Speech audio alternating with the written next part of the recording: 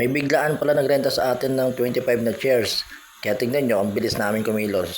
Kasi nga biglaan, kaya kailangan mabilisan. At ASAP daw, sabi ni client. Dahil sa negosyo, hindi po pwede mayana habits. Katulong ko pala dyan si Jojo, yung rider ko sa LPG.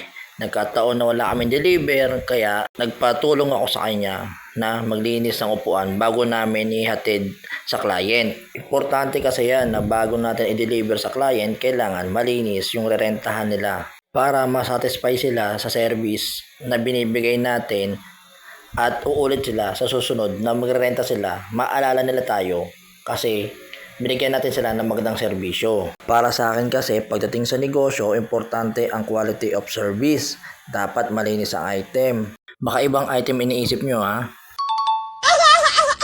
At huwag kalimutan na magpasalamat sa customer at lalo na sa itaas kay Lord. Malaki man o maliit ang blessing.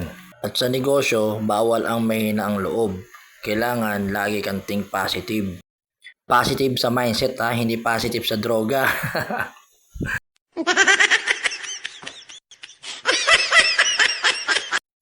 At huwag kang panghinaan ng loob sa umpisa kapag wala kang mga customer. Normal lang yun dahil nag-uumpisa ka pa lang. Kasama yun sa proseso. Nagpasabay din pala si client ng umorder ng 2 super kalan. Kaya sinabay na namin sa pag-deliver. Hanggang dito na lang po muna. Laban lang ng laban.